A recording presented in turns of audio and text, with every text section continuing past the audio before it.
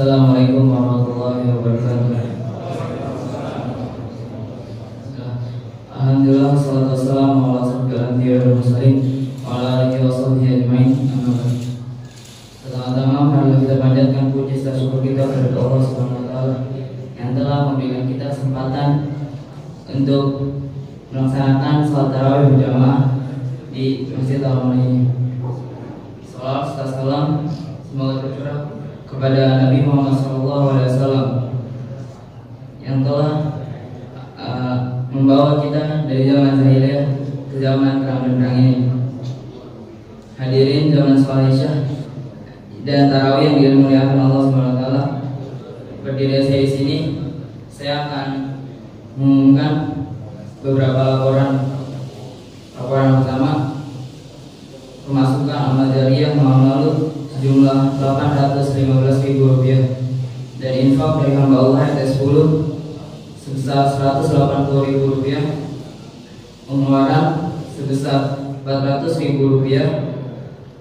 Jadi saldo kas harian Ramadan sampai malam ini sebesar Rp16.592.000. Kami ucapkan jazakumullah khairan katsiran kepada seluruh jamaah yang telah memberikan infaknya. Laporan yang kedua, yang akan membawakan ceramah pada malam ini Al-Ustaz Dr. Fatahillah MPD, dan sholat tarawih insyaallah akan dipimpin oleh Ustaz Ahmad Sidik. Kami menghimbau kepada seluruh jamaah untuk menjaga kerapatan dan kerapihan shaf selama sholat tarawih, serta kami mohon untuk mengawasi putra putrinya agar tetap tenang sehingga tidak mengganggu khusyukan sholat kita. Dan pengumuman yang terakhir, bagi jamaah bapak-bapak atau ibu-ibu yang ingin mengikuti qiyamul lail dan sahur di masjid, silahkan mendaftarkan dirinya ke Bapak Eko. Mungkin hanya ini yang bisa kami sampaikan. Kurang lebihnya mohon maaf. Wabillahi taufiq wal hidayah. Assalamualaikum warahmatullahi wabarakatuh. Dan kepada Ustaz Dr. Fatahillah MPD, waktu dan saat kami persilakan.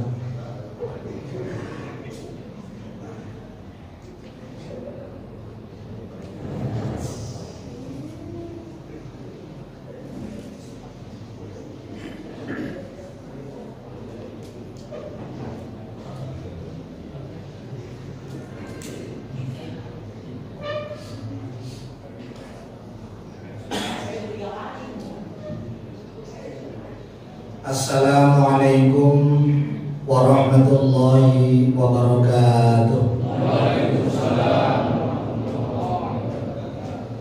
Innal hamdalillah nahmaduhu wa nasta'inuhu wa nastaghfiruh wa na'udzu billahi min shururi anfusina wa sayyiati a'malina. May yahdihillahu fala mudilla lahu wa may yudlil fala hadiya lahu. Wassalatu wassalamu ala Rasulillah wa ala alihi wa sahbihi wa mawala, amma ba'd. Bersyukur kepada Allah, malam hari ini kita diberi kekuatan untuk terus menghidupkan Ramadan dengan sholat tarawih, qiyamul lail, dengan tadarus, dengan berbagai macam aktivitas ibadah. Dan kita meyakini dan berharap mudah-mudahan kita termasuk orang yang sudah masuk ke babak final di bulan Ramadan.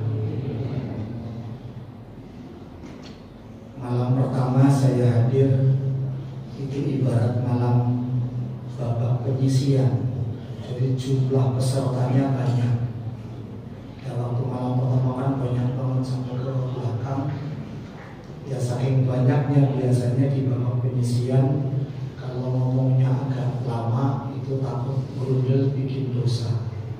Nah, sekarang udah babak final, biasanya yang benar-benar kalau pemain, kalau klub bola yang memang benar-benar pemain bola gitu. Kita yang benar-benar yang memang pengen beribadah. Jadi kalau ceramahnya agak lama, Pak, 15 menit aja agak bertahan gitu. Insya Allah. Ibu-ibu dan bapak-bapak, hadirin hadirat rahimakumullah. Allah Subhanahu wa taala berfirman dalam surat Al-Baqarah ayat 185 yang menjelaskan tentang turunnya Al-Qur'an itu di bulan Ramadan. A'udzu billahi minasyaitonir rajim. Syahrul Ramadan alladzi unzila fihi al-Qur'an hudan lin-nasi wa bayyinatin minal huda wal furqan. Syahrul Ramadan, bulan Ramadan, alladzi unzila fihi al-Qur'an. Alladzi unzila, yang diturunkan fihi, di dalam bulan Ramadan, Al-Quran. Jadi Al-Quran itu diturunkan oleh Allah Subhanahu wa taala di bulan Ramadan. Al-Quran segeluntung. Jangan ngebayangin Al-Quran berupa buku seperti ini digelopak begitu. Tapi Al-Quran kalamullah, dari mulai Al-Fatihah sampai ke An-Nas, itu diturunkan oleh Allah sekaligus itu di bulan Ramadan. Dari Lauhil Mahfuz ke Babul Izzah. Dalam kata lain, dari Lauhil Mahfuz sampai ke Baitul Ma'mur, sampai di langit dunia, itu diturunkan belak, yang totalnya ada 30 juz, yang totalnya ada 114 surat. Ayatnya berapa? Oh iya, dulu waktu SD 6.666. Ya, sampai hari ini 6.666. Nanti coba dihitung. Saya udah nyoba ngitung Fatihah 7 ayat, Al-Baqarah 285 terus sampai An-Nas 6.234. Bolak-balik. Menurut pendapat lain ada yang mengatakan 6.236. Ada yang mengatakan 6.239. Tapi intinya di 6.000 supaya gampangin ngapalnya 6.666. Itu turun blek di bulan Ramadan. Baru setelah di Baitul Ma'mur Al-Quran itu turun, lalu kemudian melalui malaikat Jibril diturunkan kepada baginda Rasul Shallallahu Alaihi Wasallam sesuai dengan situasi dan kondisinya. Mulai dengan surat Al-Alaq 5 ayat pertama, Iqra di Gua Hiro, sampai terakhir di Arafah ketika beliau haji wada di hari Jumat. Beliau di Arafah menerima ayat yang terakhir, al-yawma akmaltu lakum dinakum wa atmamtu alaikum ni'mati wa raditu lakumul Islam dinan. Dalam tafsir Ibnu Katsir, ketika Rasul dari Arafah ke Muzdalifah, dari Muzdalifah ke Mina, di Mina Rasulullah mendapatkan wahyu lagi. Di Mina, idza jaa nasrullah, ngasih tahu tentang bagaimana Futhul Mekah terjadi. Lalu Ibnu Abbas ketika ditanya oleh Umar bin Khattab, "Hai Ibnu Abbas, walaupun kamu anak kecil, tapi kamu pintar menafsirkan ayat. Apa maksudnya idza jaa nasrullah?" Kata Ibnu Abbas mengatakan bahwa ini menunjukkan bahwa Rasul sallallahu alaihi wasallam umurnya hanya sampai pada tahun ini, karena titahnya sudah selesai. Al-Islamnya sudah sempurna, Islamnya sudah meliputi semua aspek kehidupan. Ditutuplah kemudian dengan kabar bahwa seluruhnya berduyun-duyun masuk Islam.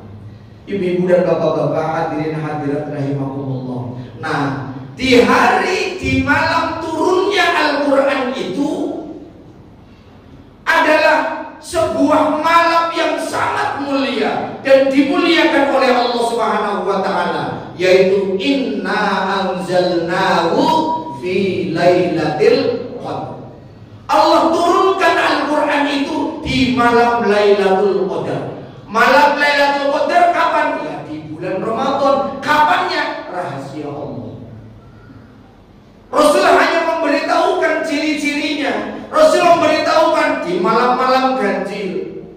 Rasul memberitahukan di malam 24. Rasul memberitahukan di malam 27. Rasul juga pernah memberitahukan di malam malam ke-29 ketika kita sedang antri di jalan tol. Itu turunnya Al-Quran, dan itu malam Lailatul Qadar, malam kemuliaan yang Allah Subhanahu wa Ta'ala tahu persis bagaimana kapasitas peribadatan kita. Ketika malam Lailatul Qadar kita beribadah, Allah sampai melipat gandakan sama dengan kita beribadah 1000 tahun namanya. Subhanallah. Kalau kita baca Al-Quran seperti kita baca Al-Quran 1000 tahun. Berapa 1000 tahun? Kurang lebih 83 tahun, 333. Ada sampai umurnya 83 tahun. Dan ketika di malam Lailatul Qadar kita ikhlas selama 84 tahun kurang lebih kita ibadah ikhlas. Subhanallah. Oleh karena itu ibu-ibu dan bapak-bapak hadirin hadirat rahimakumullah, mari kita manfaatkan di malam Lailatul Qadar. Kapan? Mudah-mudahan malam ini yang kita hadir di Masjid Al-Amanah, kita sholat taraweh, kita mendengarkan ceramah, dengar tadi ada qiyamul lail. Untuk apa? Menyongsong Lailatul Qadar.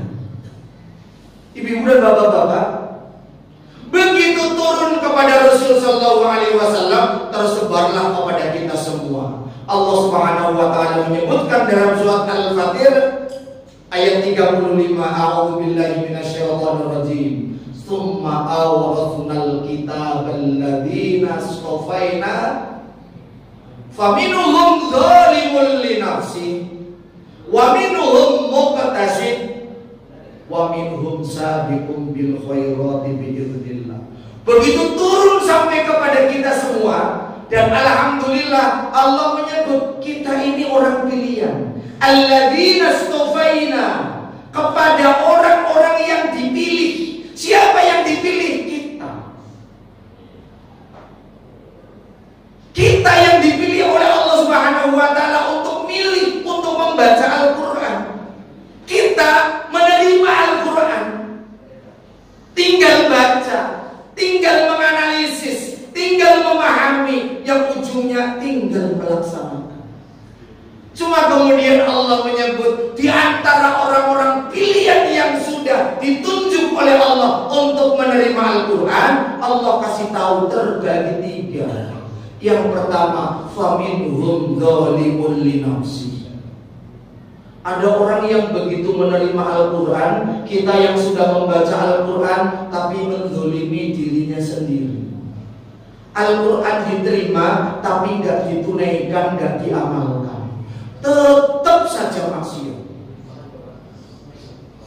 Udah ketahuan orang berbondong-bondong ke masjid, dia malah ke masjid. Udah ketahuan orang-orang bulan Ramadan pada puasa, dia malah puasa, malah masuk warteg. Orang udah berbondong-bondong ikut bertadarus, dia malah main gaple di pos ronda. Itu faminhum dzalimun li nafsi. Tapi dia juga orang pilihan. Kenapa pilihan? Ada iman sesungguhnya. Maka Rasulullah sallallahu alaihi wasallam dalam sabdanya, yang faminhum dzalimun li nafsi summa dakhalal jannah, nanti juga masuk surga. Gak usah khawatir, tetap masuk surga. Tiga-tiganya masuk surga. Cuma yang faminhum dzalimun li nafsi udah gosong, udah ireng tungteng, udah gak karuan. Dalam kitab Muslim, Rasulullah SAW menyebutkan orang terakhir yang masuk surga adalah ketika mendapatkan syafaat dari Rasul, diangkat, udah gak karuan bentuknya, dan dia disuruh masuk surga, gak mau. Enggak ya Rasul. Loh, kenapa enggak? Malu.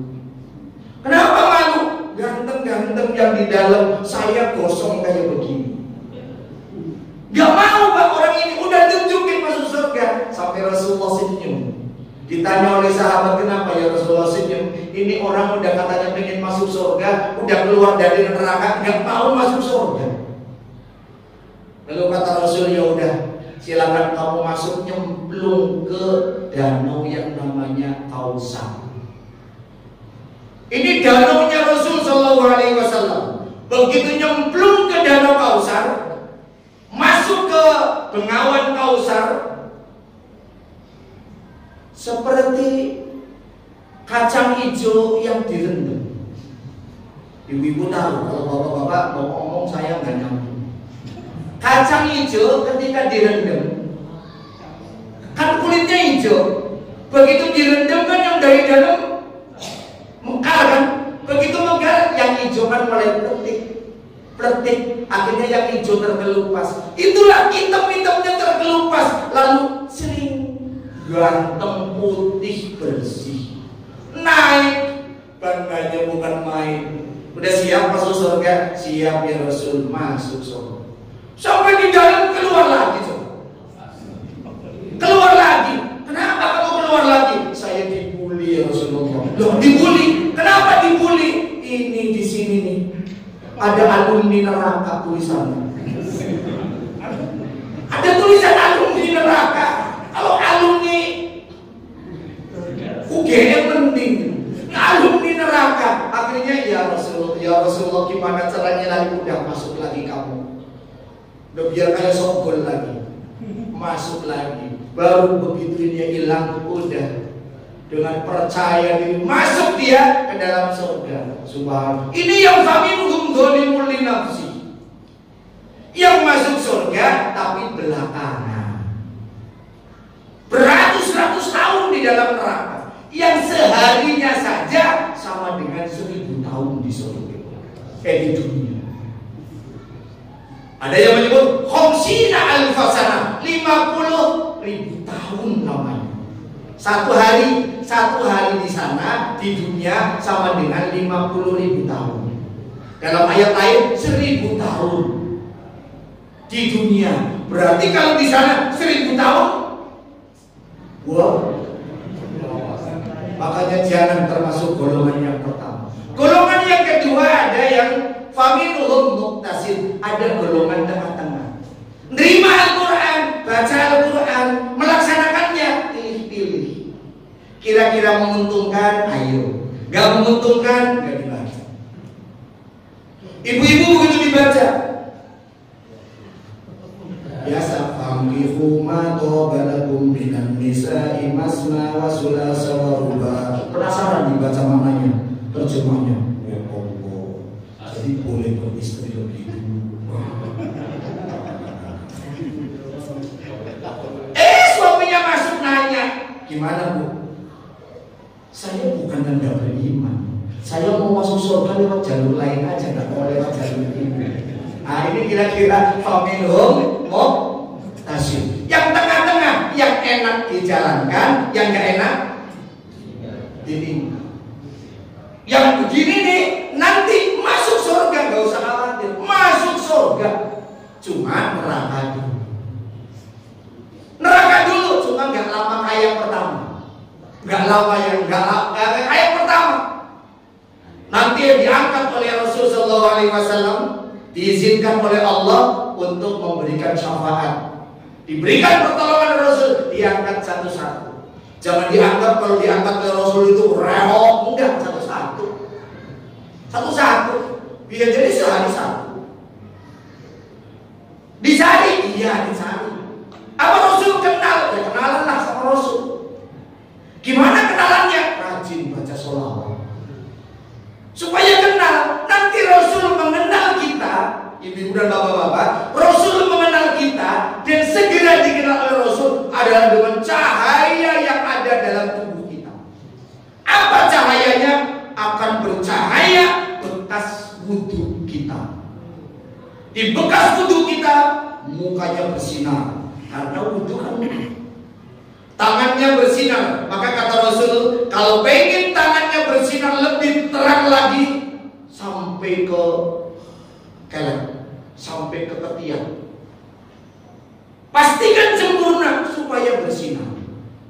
Tangan kanan bersinar, tangan kiri bersinar, kepala bersinar. Masya Allah. Apalagi ikhlas menerima uban, lebih bersinar lagi. Kan ada uban kita kan?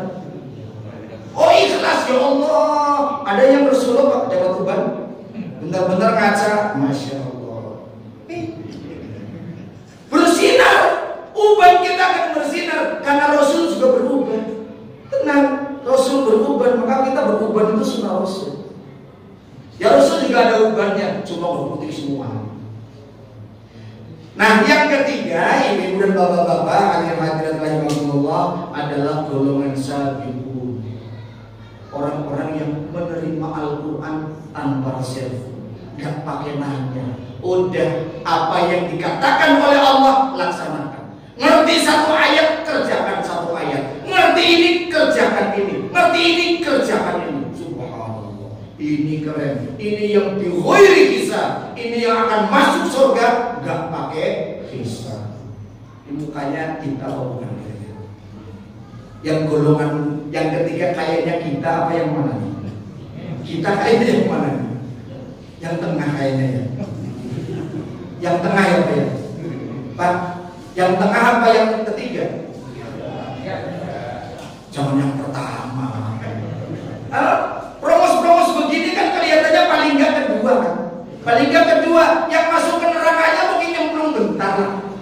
Ya nyemplung bentar kan sih diantara kita. Insya Allah dosa kita diampuni oleh Allah Subhanahu Wa Taala. Siapa tahu kita kan udah siap dengan pintu-pintu surga lewat mana saja. Kan kita di bulan Ramadan pintu surga dibuka.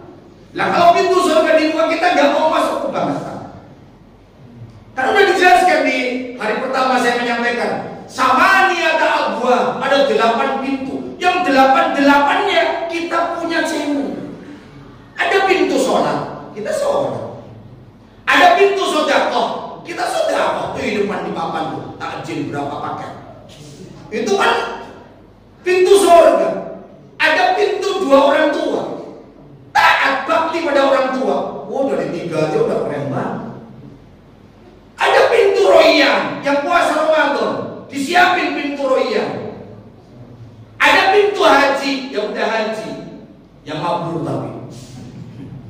Yang mabrur, jangan yang mabrur kalau mabrur doang mah. Yang mabrur, tapi bisa jadi orang haji mabrur itu nggak berangkat haji loh.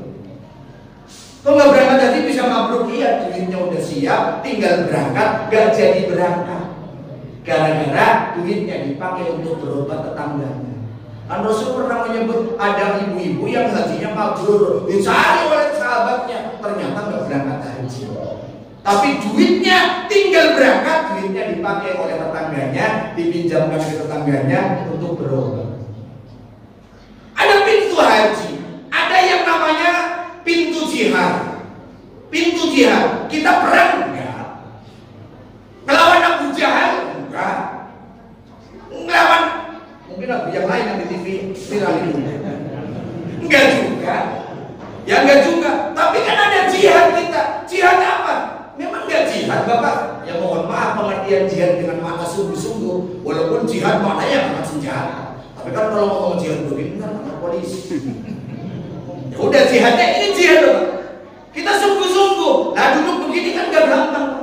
Duduk begini gak gampang. Kalau duduk begini gampang, orang di Grand Mall kesini semua. Di jalan gak macet. Kenapa? Ini butuh kesungguhan kita untuk hadir. Makanya jihad, ada babul jihad. Apalagi al-bininal ghair wal 'afina 'anil nas, nahan marah dan memaafkan kesalahan manusia. Keren, sabar. Ada yang ke-8, babul aiman. Apa babul aiman? Rasul menyebut ini pintu orang-orang yang tanpa hisab masuk. Para ulama menyebut babul aiman adalah pintu orang-orang yang senantiasa melaksanakan sunnah Rasul. Melaksanakan sunnah Rasul. Apa? Al-aiman, kanan. Senantiasa menggunakan yang kanan untuk kebaikan. Makan pakai tangan kanan, ya Allah. Minum pakai tangan kanan. Tahu kalau tangan kanan sunnah Rasul, pintunya disiapin aiman. Masuk masjid, kaki kanan, siapin aiman. Masuk toilet, jangan kaki kanan, kaki kiri gitu. Keluar masjid,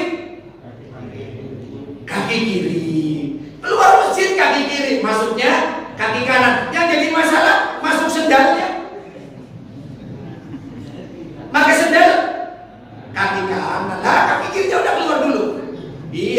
injek sendalnya, belak kaki kanan slow, kaki kiri slow. Makan gorengan apa cabai? Ayo, yang kanan megang bakwan, yang kiri megang cabai. Kanan kiri apa? Kalau nyari ayam makan cabainya juga tangan kanan, tangan kiri Bismillahirrahmanirrahim. Kan tadi nitip ke tangan kiri, ambil sama tangan kanan. Tes. Pengen mantep cabainya celupin ke bakwan. Tangan kanan, kenapa? Kita tahu ada pintu Aiman sayang banget, timbang kanan Pak, apa susahnya? Sholat subuh kan butuh bangun, pintu sholat lumayan berat kok, timbang kanan masa nggak bisa. Wah ini yang jadi masalah, anak pramuka di sekolahan, Pak polisi di jalan, tentara di jalan, kalau gerak jalan Pak, kaki kiri dulu mulai. Mana polisi? Maju, jalan, kaki kiri pakai kanan. Kiri. Nah jalan kan pakai kaki bukan pakai tangan. Nah kalau tangannya di bawah bolehlah maju, jalan, tangannya kanan, kakinya di atas mau. Ya kaki kanan mestinya. Kenapa kaki kanan? Kita mau nyunah, pengen masuk surga, siapin pintunya. Namanya Aiman. Oh ini susah. Susah. Saya pernah ngomong, saya kan guru Pak. Saya ngomong ke pembina pramuka, bisa nggak ya nanti jalannya kaki kanan dulu, maju, jalan. Kata dia, nggak bisa Pak. Nggak bisa gimana coba? Saya praktekin, saya bisa. Yang nggak bisa itu peraturannya. Memang peraturannya nggak bisa. Siapa yang bikin peraturan? Boden Powell. Boden Powell kan nggak masjid. Yakin kalau Boden Powell ke masjid ngerti yang kanan dulu. Ternyata begitu saya paksa, udah yang kanan dulu gimana? Begitu lomba baru jalan Pak, diumumin diskualifikasi.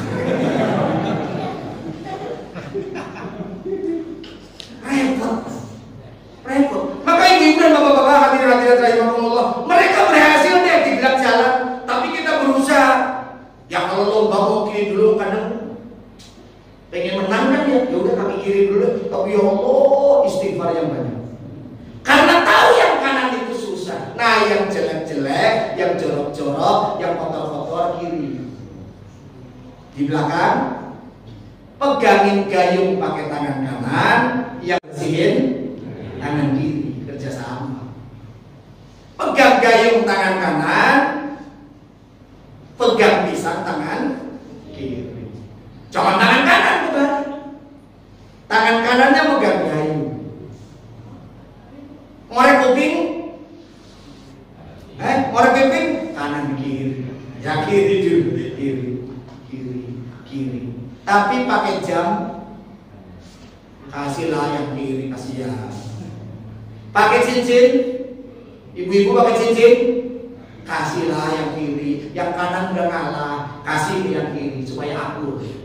Jadi ibu dan bapak-bapak udah disiapin semuanya. Mudah-mudahan Allah Subhanahu wa Ta'ala jadikan kita minimal orang yang tengah dalam memahami Al-Quran, dalam melaksanakan Al-Quran. Semoga Allah berikan kekuatan kepada kita final sampai menang di Idul Fitri. Billahi taufiq hidayah. Assalamualaikum warahmatullahi wabarakatuh.